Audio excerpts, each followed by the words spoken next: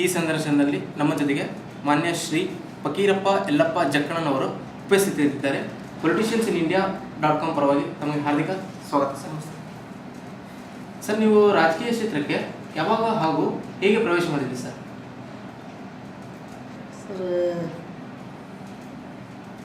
ನಾವು SSLC ಮುಗಿದ ನಂತರ ಸರ್ ಈಗ ನಾವು ಮುಖ ಬರಾಕತ್ತೀವಿ. ನಮ್ಮ ಕೆಲಸ ನಂತರ ಸಿದ್ದನ ಕಿಟಗಿಯರ್ ಅಂತ ಅವ್ರಿಗೆ ನಾವು ಕಾಂಟ್ಯಾಕ್ಟ್ ಆಗ್ತದೆ. ಅವ್ರು ನಮ್ಮ ರಾಜಕೀಯ ತಂದ್ರೆ ಅವ್ರು ರಾಜಕೀಯ ತಂದಿಂದ ಮತ್ತು ನಮ್ಮ ಶಂಕರಪುರ ಸಾಹೇಬ್ರಿಗೆ ಅವ್ರಿಗೆ ಚಲೋ ಇತ್ತು, ಅಗ್ರಿ ಹತ್ತಿರದವರು. ಈಗ ಅವ್ರಿಗೆ ನಮ್ಮ ಪರಿಚಯ ಹಾಕುವಂತ ಇವತ್ತು ಪಕ್ಷದಾಗ ಮತ್ತು ನಮ್ಮ BJP ಪಕ್ಷದಾಗ ಹೋದ್ವಿ.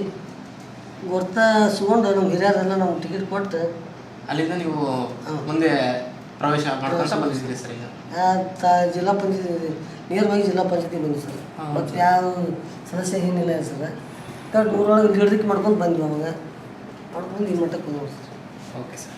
ಸರ್, ನೀವು ರಾಜಕೀಯ ಕ್ಷೇತ್ರಕ್ಕೆ ಇವಾಗ ಬಂದಿದ್ದೀರಿ ಅಂತಂದರೆ ತಾವು ಸದ್ಯ ಇವಾಗ ಜಿಲ್ಲಾ ಪಂಚಾಯತ್ ಧಾರವಾಡ ಜಿಲ್ಲಾ ಪಂಚಾಯತ್ ಉಪಾಧ್ಯಕ್ಷರಾಗಿದ್ದೀರಿ ಸರ್. ನೀವು ಈ ಹುದ್ದೆಯಲ್ಲಿ ಜನರ ಸೇವೆ ಮಾಡ್ತಾ ಬಂದಿದ್ದೀರಿ. ಈಗ ಇದಕ್ಕಿಂತ ಮೊದಲು ತಾವು ಯಾವುದಾದ್ರೂ ಹುದ್ದೆಯಲ್ಲಿ ಕಾರ್ಯನಿರ್ವಹಿಸಿದ್ರ?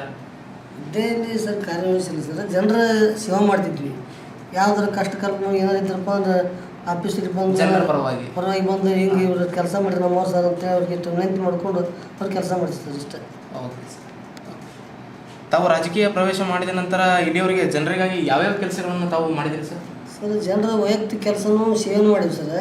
ಅವ್ರು ಏನಾರು ಹಿಂಗೈತಪ್ಪ ನಮ್ಮ ದೊಡ್ಡ ಆಫೀಸರ್ಗೆ ಅಂದ್ರೆ ಅದನ್ನು ಮಾಡೀವಿ. ನಮ್ಮ ಇದರಿಂದ ಏನೈತೆ ಸರ್, ಮಾಡುವಂಥ ಕೆಲಸ ಮತ್ತು ನೀರು ಇರ್ಬೋದು, ರೋಡ್ಸ್ ಇರ್ಬೋದು, ನೀರಿನ ಸೌಲಭ್ಯ ಇರ್ಬೋದು, ಶಿಕ್ಷಣ ಇರ್ಬೋದು, ಏನು ಕಷ್ಟದ ಅನುಕೂಲ ಕೇಳ್ತಾರೆ ಜನರು ಕೊಟ್ಟು ನಮ್ಮಿಂದ ಅನುಕೂಲ ಮಾಡಿಕೊಡ್ತೀವಿ ಸರ್. ಅವ್ರಿಗೆ ಮತ್ತೆ ಬೇರೆ ಏನಾದರೂ ಇದೆಯಾ ಸರ್?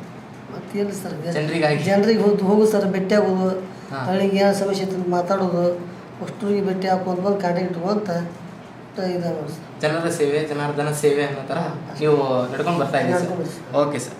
ಇಷ್ಟೆಲ್ಲ ಕೆಲಸ ಕಾರ್ಯಗಳನ್ನು ನೀವು ತಾವು ಜನರಿಗಾಗಿ ಮಾಡ್ತಾ ಬಂದಿದ್ದೀರಿ ಸರ್.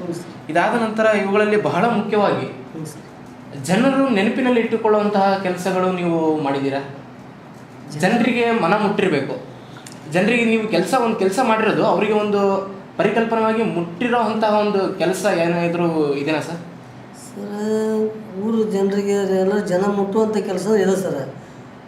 ಈ ರೋಡ್ ಹಾಕಿದ್ರು ಸರ್, ಅಷ್ಟು ಇದರ ರೋಡ್ ಅಭಿನಯ ಮಾಡ್ಯಾರಪ್ಪ, ZP ಉಪಾಧ್ಯಕ್ಷರು ಮಾಡ್ಯಾರ. ಈ ನಮ್ಮೂರಿಗೆ ನೀರಿನ ಅನುಕೂಲ ಇವರ ಮಾಡ್ಯಾರ ಅನ್ನುವಂಥ ಇದಕ್ಕೆ ಉಳಿದಿರ್ಬೇಕು ಸರ್ ಅಂತ ಕೆಲಸ ಅದನ್ನ ಸರ್ ಮಾಡಿದ್ದು ಮುಖ್ಯವಾಗಿ. ಹೌದು ಸರ್.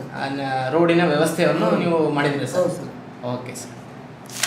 ನೆಕ್ಸ್ಟ್, ತಾವು ತಮ್ಮ ಪಕ್ಷದಲ್ಲಿ ಆಗಲಿ ಅಥವಾ ಸಮಾಜದಲ್ಲಿ ಆಗಲಿ ನಿಮಗೆ ಪ್ರೇರಣೆ ಆಗಬಲ್ಲ ಒಬ್ಬ ವ್ಯಕ್ತಿಯ ಹೆಸರು ಹೇಳ್ತೀರಾ ಸರ್? ಸರ್, ನಾವು ಹೇಳಿದ್ರು ಸರ್, ಶಂಕರಪುರ ಮಣಿಯಪ್ಪ ಸಾಹೇಬರು. Okay sir. ಇವರು ಮಾಜಿ ಶಾಸಕರು. ಇವರೇ ನಮ್ಮನ್ನು ಮುಂದಕ್ಕೆ ತಂದು ಈ ಟಿಕೆಟ್ ಕೊಟ್ಟು ನಮ್ಮ ಆಸೆ ತರಕ್ಕೆ ಅವರಿಂದ ನಾವು ಬಂದಿವಿ ಸರ್. ಮುಂದೆ ಬರಲಿಕ್ಕೆ ಅವ್ರ ಕಾರಣಕರ್ತರಾಗಿದ್ದಾರೆ. Okay sir. ತಾವು ಈ ಹುದ್ದೆಯಲ್ಲಿ ಇದ್ದುಕೊಂಡು ನೀವು ಜನರಿಗಾಗಿ ಯಾವ್ಯಾವ ಕೆಲಸ ಕಾರ್ಯಗಳನ್ನು ಮಾಡಬೇಕು ಅಂತ ಮುಂದೆ ಬರುವಂಥ ನಿಮ್ಮ ಯೋಜನೆಯಲ್ಲಿ ಇನ್ನೂ ಜನರಿಗಾಗಿ ಯಾವ್ಯಾವ ರೀತಿ ಒಳ್ಳೆಯ ಕೆಲಸ ಕಾರ್ಯಗಳನ್ನು ನೀವು ಮಾಡಬೇಕು ಅಂತ ಅಂದ್ಕೊಂಡಿದ್ದೀರಿ ಸರ್? ಸರ್, ಈಗ ಹಿಂದೆ ಆದಂಥ ಕೆಲಸ ಬಿಟ್ಟು ಈಗ ಮುಂದೆ ಏನು ಮಾಡ್ಬೇಕಂತಂದ್ರೆ ಈ ಮತ್ತೇನು ಜನರಿಗೆ ಕೇಳ್ತಾರೆ, ಇಂಥ ನಮ್ಮ ಅನುಕೂಲ ಮಾಡಿಕೊಡಪ್ಪ, ಅವರ ಅಭಿಪ್ರಾಯಗಳನ್ನು ತಿಳ್ಕೊಂತ ನೀವು ಜನರಿಗಾಗಿ ನಮಗೆ ಈ ಕೆಲಸ ಅರ್ಜೆಂಟ್ ಐತಂದ್ರೆ ಆ ಕೆಲಸ ನಾವು ಸಾಧ್ಯದಷ್ಟು ಅವ್ರು ಮಾಡಿಕೊಡ್ತೀವಿ ಸರ್. ಮತ್ತು ಇನ್ನೂ ಏನಾದರೂ ಜನರಿಗಾಗಿ ಏನಾದರೂ ಮಾಡ್ಲಿಕ್ಕೆ ಇಷ್ಟಪಡ್ತೀರಾ ನೀವು?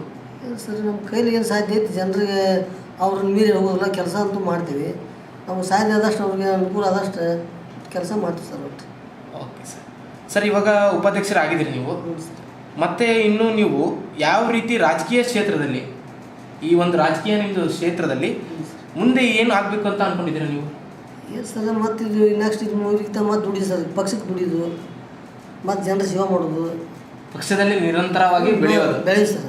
ಮತ್ತು ಏನು ಪಕ್ಷದ ನಿರ್ಣಯಿತು ಅಂತಾರೆ ಊರು ಜನ ಅಲ್ಲಿ ಮತ್ತು ಜನರು ಏನು ತಿರ್ಬೋದು ಮತ್ತೆ ನಡೆಯುತ್ತೆ ಸರ್. ಮತ್ತೆ ಮುಂದೆ ಹೆಜ್ಜೆ ಹಾಕಂತ ಹೋಗೋದು ಸರ್. Okay sir. ನಮ್ಮ ಮುಂದೆ ಇವಾಗ ಭಾರತದ ಲೋಕಸಭಾ ಮಹಾಚುನಾವಣೆ ಬರ್ತಾ ಇದೆ ಸರ್.